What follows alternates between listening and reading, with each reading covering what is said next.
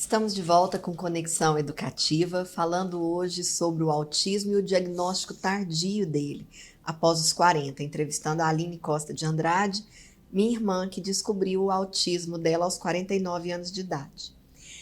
Aline, continuando a nossa conversa aqui, algo que tem sido muito trazido ultimamente é que esse diagnóstico tardio, muitas vezes, acaba impactando no desenvolvimento, desde a infância, na perda de talvez alguns processos que poderiam ser desenvolvidos desde lá prematuramente. Fala um pouquinho sobre isso, explica para o nosso público como é que isso se dá e quais são as interferências que isso gera. Então, é porque para o diagnóstico do autismo, principalmente em crianças, leva-se muito em consideração essa fase do desenvolvimento, do neurodesenvolvimento, né? Atraso na fala, às vezes também atraso motor para andar, né? E no diagnóstico tardio, nem sempre, principalmente na minha idade, o paciente lembra desses fatores, acaba ficando perdido aí, né? E muito menos os pais lembram. A minha mãe, por exemplo, são 4 filhos, eu fui a terceira, ela não lembra com que idade que eu comecei a falar, isso aí acaba ficando perdido. Mas quando eu comecei a suspeitar, eu comecei a ter algumas lembranças da minha infância, que eu consegui levar no processo de anamnese, né? Que foi, por exemplo, eu lembro da minha mãe falar, minha mãe sempre comenta isso, que a gente morava numa casa e eu tinha o hábito de ficar andando em volta da casa sozinha, dando volta, fazendo um movimento repetitivo, né? Em volta da casa e ficava horas e horas andando sozinha. Eu me lembrei também que eu tinha muita dificuldade para regular as emoções. Então eu tinha muita crise de raiva, você vai lembrar disso, eu já cheguei a enfiar uma tesoura no meu irmão, porque eu não conseguia segurar. E minha mãe também conta, isso aí eu não lembro, mas meus pais contavam, né, que quando eu era contrariada, eu ficava batendo a cabeça na parede. Então tinha muitos indícios, assim, né, em questão a regular emoções, reconhecer as emoções, isso aí para mim ficou muito claro. E quando eu fiquei adulta, eu ainda tinha essa dificuldade. Aí eu falei, gente, isso veio lá da infância.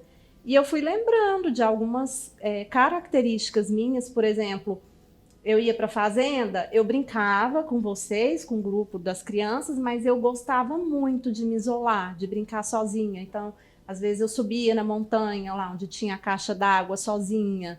Às vezes tinha um balanço, eu ia à noite balançar sozinha, eu amava balanço.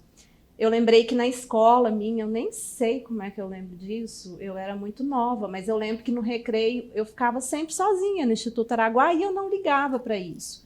E lembro que eu gostava muito do balanço, eu ficava horas e horas balançando sozinha, que pode ser uma forma de autorregulagem também, Uhum. né? Então, assim, eu fui lembrando algumas coisas específicas que eram indícios, possíveis indícios, assim. Mas o processo mesmo de neurodesenvolvimento, que é importante, acaba ficando perdido. E observando isso, é, como que você percebe que esses impactos hoje estão em você? Quais as características predominantes do autismo que hoje você percebe na sua fase adulta que ainda permanecem, as estereotipias ou os comportamentos ou essa autorregulação que você conseguiu fazer? Eu descobri que essa mania minha de ficar mexendo os dedos é uma estereotipia, e quando eu tenho gatilhos de ansiedade, porque eu fico nervosa, aumenta muito, muito.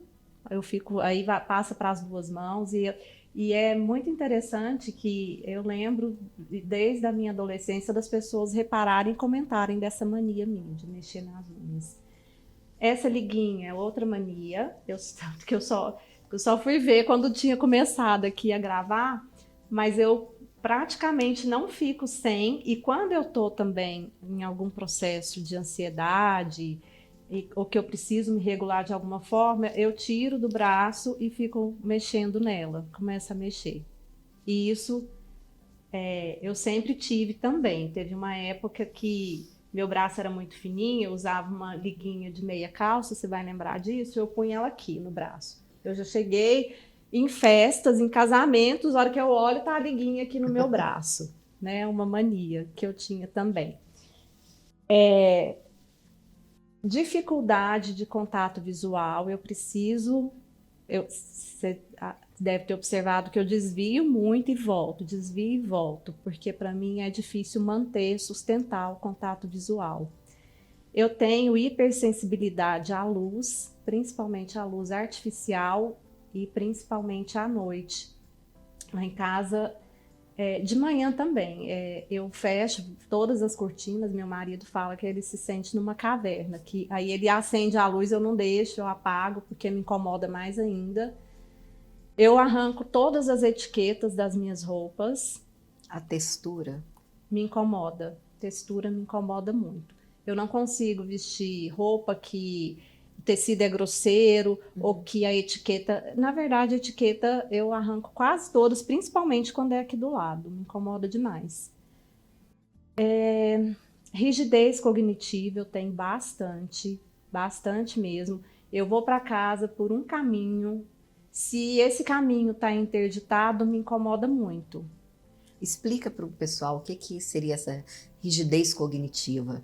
A rigidez cognitiva é quando o autista precisa de previsibilidade nas coisas, isso dá segurança.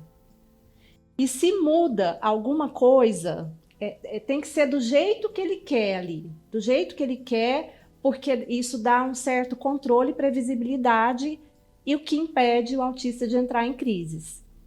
Então, assim, se eu estipulo nas mínimas coisas que eu vou fazer uma receita e aí na hora uma coisa desanda, eu fico, para mim não é uma coisa normal. Isso aí já é um gatilho para uma possível crise. Eu fico muito nervosa. A minha vontade é pegar tudo e jogar no chão e é ter uma crise. Então, assim, eu tenho muito disso, de coisas pequenas a coisas grandes, desde o caminho. Inclusive, uma coisa que desencadeou também a minha vontade, a minha necessidade de fazer avaliação, foi que, onde eu trabalhava, eu tinha uma agenda de atendimentos que eu coloquei um público que não me desregulava, um público de autista que, para mim, atender era mais tranquilo, eles não me desregulavam. E aí a minha gestora na época, ela nem trabalha lá mais, ela mexeu na minha agenda. Mexeu na minha agenda todinha. Eu precisei atender um outro público e isso me desregulou muito, me deixou muito nervosa, ao ponto de eu ter que trabalhar assim. Eu me trancava na sala, eu precisava respirar, eu ia atender os meninos, eu sentia vontade de agredir os meninos, até porque eles eram mais graves, eram autistas nível de suporte 3.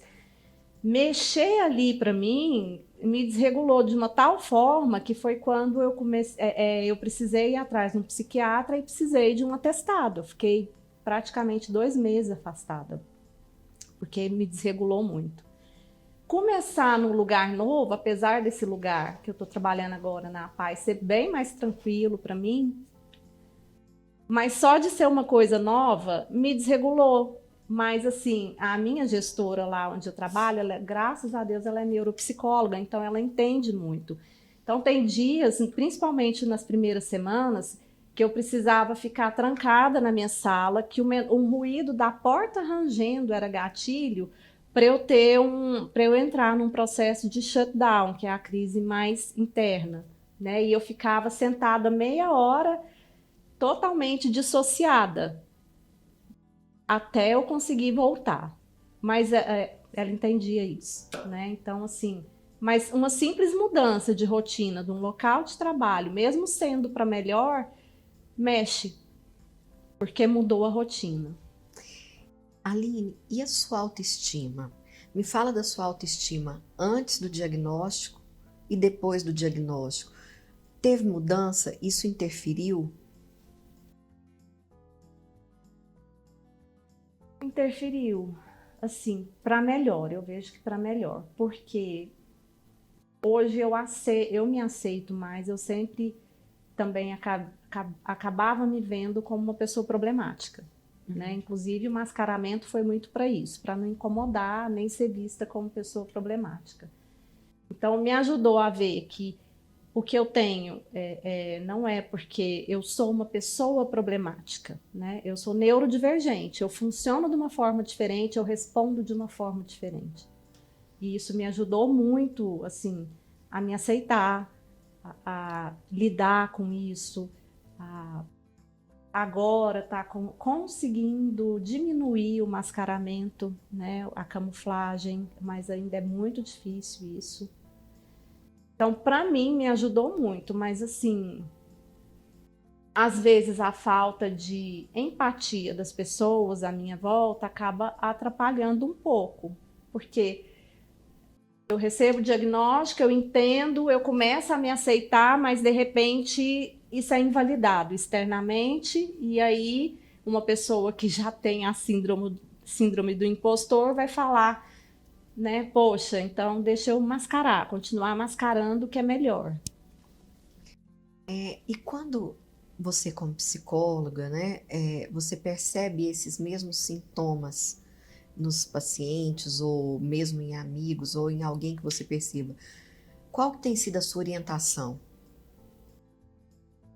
Eu oriento que na menor suspeita procure um profissional. Primeiro eu recomendo que leia muito. Hoje em dia tem testes informais, não são testes que vão dar um diagnóstico validados, né? Mas tem testes informais em vários sites confiáveis sobre autismo para a pessoa ter um norte, para ela, né? Poxa, eu gabaritei, então assim, já é mais um indício. Cita alguns sites para quem estiver nos acompanhando, você lembra? Eu não vou lembrar, não, de cabeça. Mas tem vários sites que têm esses testes já formatados, não são validados, mas para dar um norte, dar um indício de que, poxa, eu tenho vários traços, então eu vou buscar um profissional para fazer uma avaliação. Ou eu vou buscar um profissional para ele me indicar a avaliação, né? Mas lê bastante sobre o assunto. Quem já se identifica muito, como é o meu caso, né? Para mim, eu comecei a ler, pesquisar, e para mim ficou muito claro, assim, que eu tinha muitos indícios. E aí eu já fui direto buscar um profissional para fazer a avaliação. E na sua atuação como psicóloga, você acha que mudou alguma coisa depois do diagnóstico? Na PAI mudou porque hoje eu entendo quando eu não estou dando conta, porque que é, quando eu preciso de um tempo, eu respeito esse tempo, né? E eu conto com a colaboração, com, assim, os profissionais entendem, com a compreensão dos profissionais que trabalham comigo, e eu fiz questão de abrir para todos que eu tenho esse diagnóstico, não só os gestores hoje, os profissionais, porque os outros professores, os outros profissionais com quem eu trabalho, eu percebi que às vezes eles achavam estranho que eu ficava trancada dentro de uma sala. Lá as pessoas não são assim. De repente chega uma psicóloga que fica trancada dentro da sala. E eu fiz questão de explicar que eu tive esse diagnóstico tardio e que às vezes eu tinha essa necessidade. E eu me senti acolhida também. E dentro do consultório mudou o meu olhar para os meus pacientes. Eu já fico até meio que procurando, assim, né, se esse paciente não pode também estar passando por esse sofrimento, para eu não deixar passar batido, para eu fazer o encaminhamento certo. E respeitar os meus limites também no consultório, do fluxo de paciente que eu dou conta de atender, porque é tão interessante, porque antes de atender, me dá um processo de ansiedade, é um pouco aversivo. Quando eu entro no atendimento, aí eu consigo entrar, aí eu vou até o fim, aí eu me desligo de tudo. Eu atendo aquele paciente no consultório. Quando termino o atendimento, vem uma exaustão enorme. Então, assim, eu aprendi a respeitar isso. Eu preciso de um tempo entre um paciente e outro, eu preciso diminuir o fluxo. Tem época, fim de semestre, que eu fico muito mais cansada, sobrecarregada, que eu respeito isso. Hoje eu não dou conta de atender, então eu não vou atender. Então, melhorou nessa parte. E o meu olhar para os pacientes também. Eu fico até me pegando muito, procurando traços para eu fazer o encaminhamento correto, porque eu tenho medo que as pessoas passem pelo que eu passei sem necessidade.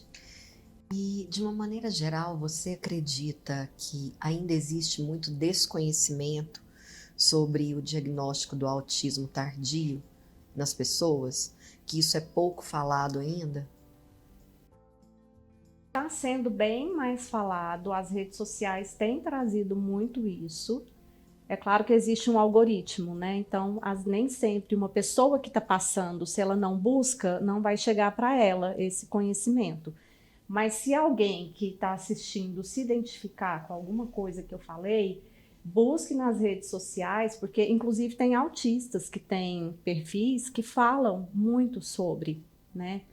Então tem se falado bem mais, mas eu acho que pode ser mais explorado, porque ainda existe muita ignorância. Por exemplo, eu vejo muitas pessoas que são autistas com laudo, que já tem a carteirinha, né, o colarzinho, já estão super diagnosticados. E mesmo assim entram pessoas nos comentários invalidando. Pessoas que não têm conhecimento, não são nem psicólogos, neuropsiquiatra, não. Pessoas comuns falando, você não é autista não, você fala, você anda, você consegue falar frases, você sente, você chora, né? Porque às vezes alguns autistas fazem postagens emocionadas e tal. E muitas pessoas invalidam isso. Então eu acho que, apesar de hoje se falar muito mais, tanto sobre o processo de avaliação e diagnóstico tardio, quanto das características mesmo do autismo, eu acho que pode ser mais explorado, sim, fora das redes sociais também, por vários meios de comunicação, para que as pessoas tenham mais conhecimento, porque muitas dessas pessoas podem até ter essas características e estar invalidando o outro. Inclusive, tem autistas que invalidam, né? Então, eu acho que quanto mais tiver informação sobre, melhor. Inclusive, há pouco tempo, eu não vou lembrar o nome da médica, eu não sei se ela é psicóloga ou se ela é médica. Ela falou, ela fez uma postagem que foi muito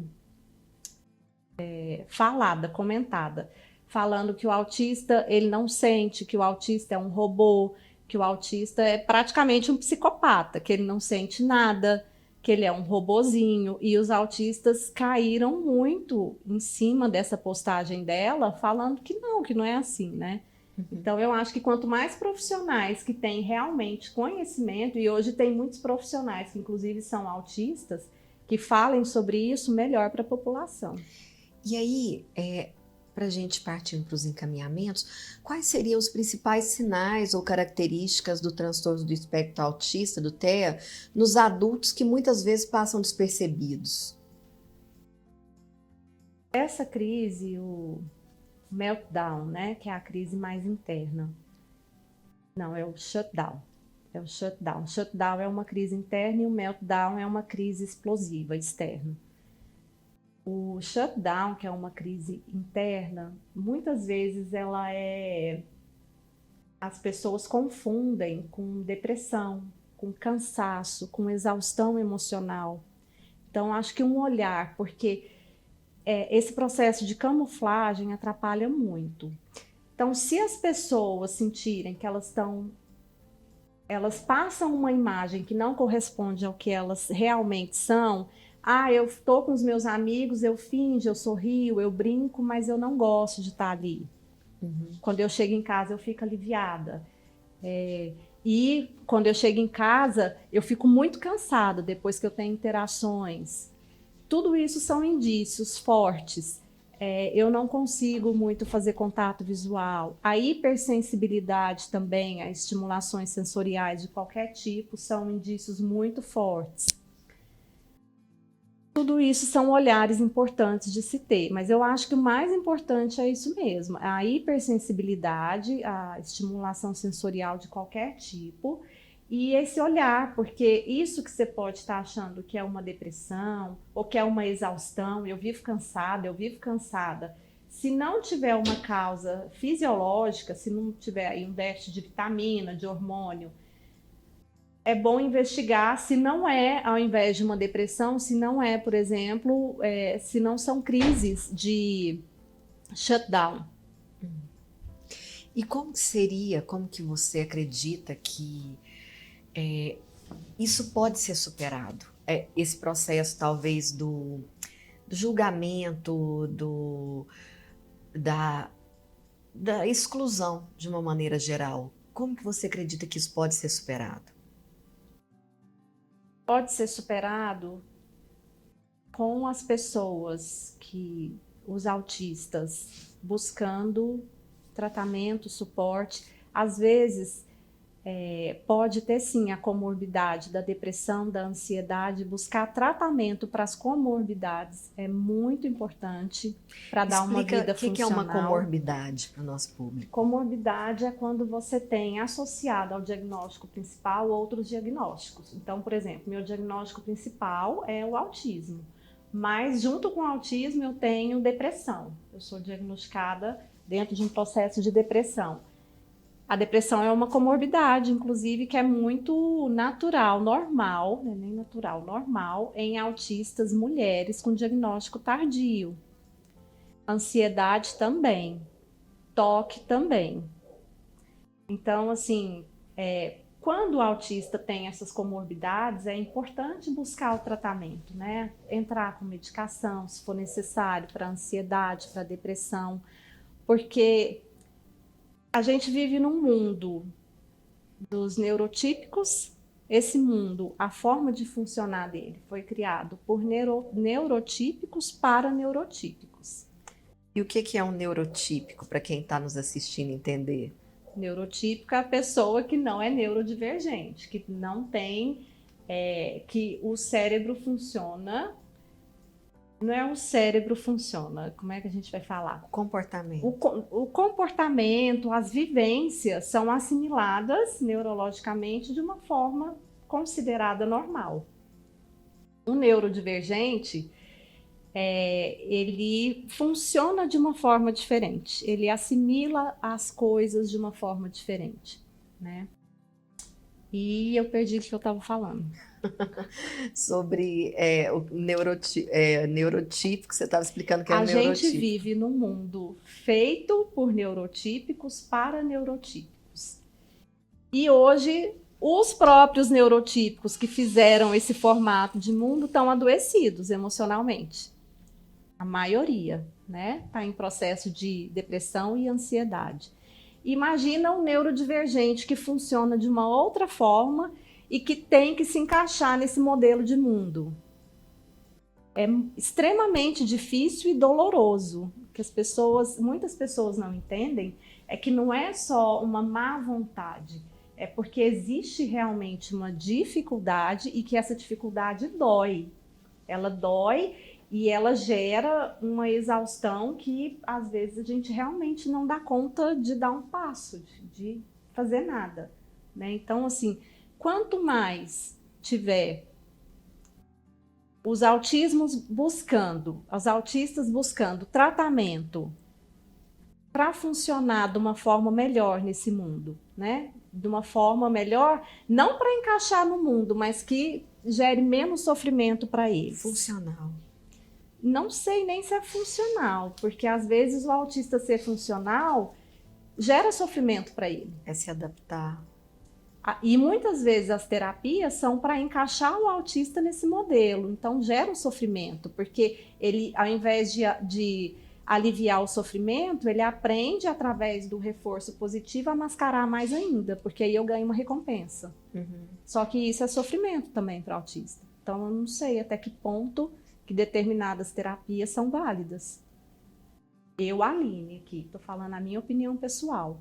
Então, eu vejo que precisa tanto do autista aprender a se respeitar, eu vejo a importância do tratamento mais para as comorbidades e para ele existir nesse mundo sem sofrer tanto, e para os neurotípicos, mais empatia, mais acolhimento, mais compreensão, porque ainda existe um grande julgamento e cobrança, travestido de conhecimento, para mim, pseudo-conhecimento, né? Então, eu te entendo, mas você pode se esforçar mais. Mas às vezes eu não posso, porque quem sabe se eu posso ou não sou eu. Então eu acho que precisa dos dois lados terem alguns ajustes para o autista sofrer menos nesse mundo. Aline, eu quero te agradecer, a gente está partindo para o encerramento agora, e eu quero que você deixe o seu Instagram aqui, o seu arroba, para as pessoas poderem te seguir, se quiserem entrar em contato com você, enquanto psicóloga, enquanto uma pessoa que teve esse diagnóstico tardio, para, se tiver qualquer dúvida, qualquer esclarecimento, você poder encaminhar. Deixa para nós, por favor. Meu Instagram, gente, ele não é um Instagram que eu uso para especificamente para o autismo e nem para a minha vida profissional, né? Quem for me seguir vai ver que lá tem um pouco de tudo, que eu tornei o meu espaço de ser e existir do jeito que eu sou. Mas quem precisar de alguma informação ou quiser conversar sobre, me chama no direct, que com certeza eu vou responder. Então eu quero te agradecer muito por abrir sua alma aqui para nós e principalmente para quem está em casa, para que as pessoas possam compreender um pouco essa alma, né, esse lado e tudo isso. Então, ao final do nosso programa de hoje, do Conexão Educativa, fica uma certeza, acima de tudo. A descoberta do autismo na idade adulta não é um ponto final, é um ponto de partida. É a possibilidade de se reconhecer com mais clareza, se cuidar com mais afeto e finalmente se permitir ser quem se é. Sem máscaras, sem culpa, com dignidade. A diversidade humana é vasta, legítima e merece ser respeitada em todas as fases da vida. Não se trata de rotular, se trata de compreender, de acolher e principalmente de libertar. Educar é, antes de tudo, reconhecer o valor único de cada trajetória. E é por isso que o autismo adulto também precisa de voz, de escuta e de visibilidade. Nos vemos na próxima quinta-feira aqui no Conexão Educativa. Tenham todos uma excelente noite e até lá.